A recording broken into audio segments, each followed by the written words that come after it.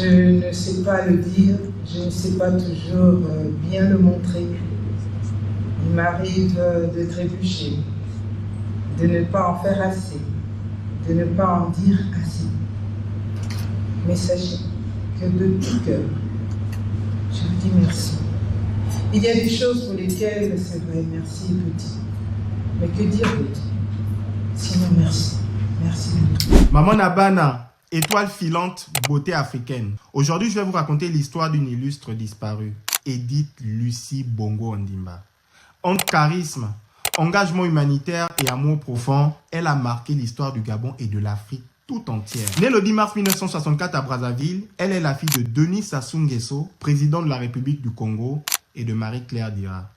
Très tôt, elle grandit dans un environnement politique et culturel riche, qui façonnera sa vision du monde et son engagement envers les autres. On raconte qu'Edith Lucie Bongo aurait été prise sous l'aile de Joséphine Kama, avant que leur relation ne se détériore sur fond de rivalité personnelle. Certains bruits de couloir évoquent des tensions, des découvertes troublantes dans l'intimité présidentielle ou encore des suppositions sur sa santé. D'autres rumeurs vont jusqu'à rapporter qu'Omar Bongo lui-même aurait bravé la tradition et les injonctions des sages pour assister à ses funérailles. Mais attention, ce ne sont que des « il paraît », des récits sans preuve, amplifiés par le temps et les passions. Non, stop. Nous n'allons pas réduire l'histoire d'Edith Lucie Bongo à des rumeurs qui salissent sa mémoire.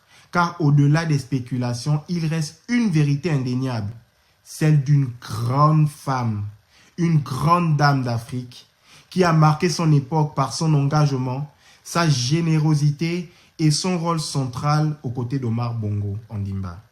Et pour comprendre cette femme exceptionnelle, il faut revenir au tout début, son enfance, son éducation et les bases solides qui ont forgé son destin.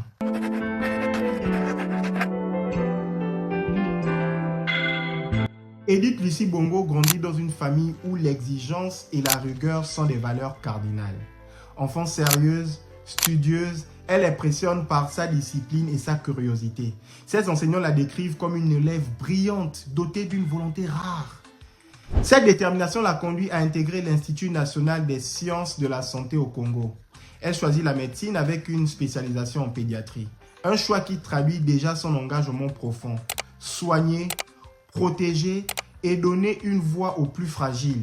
Elle obtient un doctorat en médecine, devenant ainsi l'une des rares femmes de sa génération à atteindre un tel niveau de formation dans son pays. Avant même de devenir première dame, Edith Lucie avait déjà une identité forte, celle d'une médecin au service de la vie.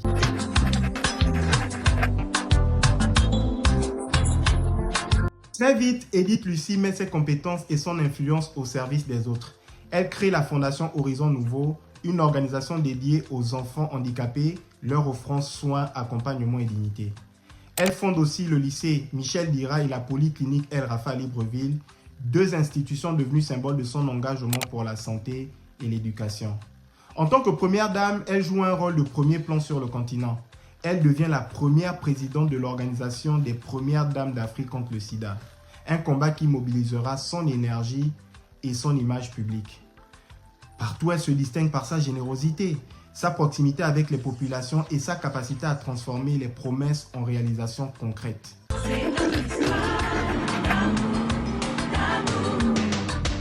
Le 4 août 1990, Edith Lucie épouse Omar Bongo Ondimba, président du Gabon. Monsieur Omar Bongo, voulez-vous prendre pour épouse légitime Mademoiselle Edith Lucie Sassou Nguesso, ici présente? Oui.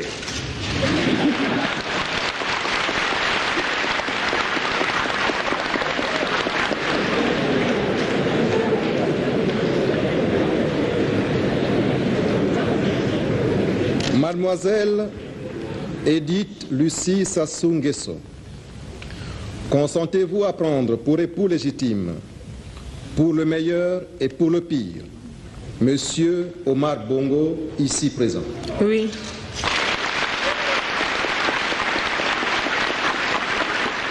Leur union n'est pas seulement celle d'un homme et d'une femme. Elle est perçue comme un symbole d'unité entre deux pays frères, le Congo et le Gabon. De cette union naissent deux enfants, Omar Denis Junior Bongo Ondimba et Yacine Bongo Ondimba. Ensemble, ils forment une famille qui allie vie publique, responsabilité et chaleur humaine. Avant son mariage avec Edith Lucie, Omar Bongo avait partagé sa vie avec Patience Dabani, première dame et chanteuse gabonaise.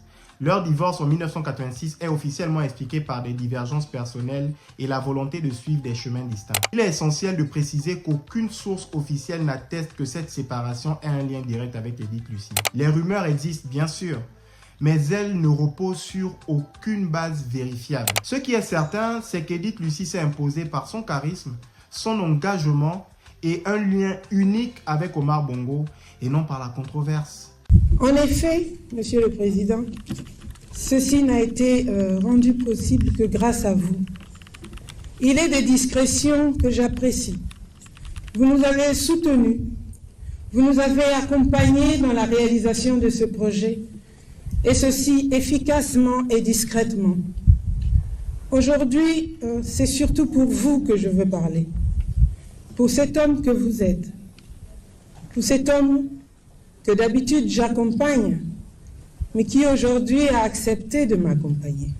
Entre Edith Lucie et Omar Bongo, l'amour est décrit comme profond et fusionnel. Elle le soutient dans ses fonctions présidentielles, l'accompagne dans les grandes étapes de sa carrière et partage avec lui une complicité rare. Leur union dépasse le cadre protocolaire.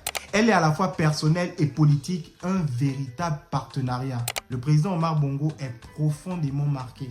Et lorsque la maladie emporte Edith Lucie le 14 mars 2009, 2 mois plus tard, lui aussi s'éteint, comme si leur destin était scellé jusque dans la mort.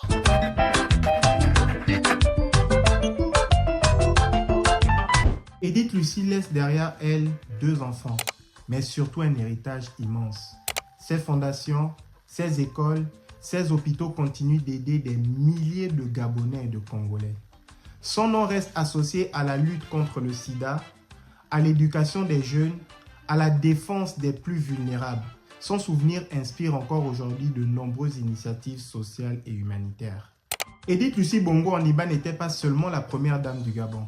Elle était une médecin engagée, une philanthrope visionnaire, une épouse dévouée et une mère aimante. Sa vie, bien que trop courte, a laissé une empreinte durable sur son pays et sur l'Afrique. Au-delà des rumeurs et des polémiques, ce qui demeure, c'est l'image d'une femme de cœur, d'une femme d'action et d'une femme d'influence. Edith Lucie Bongo reste et restera une grande dame d'Afrique. La belle histoire, quelle histoire.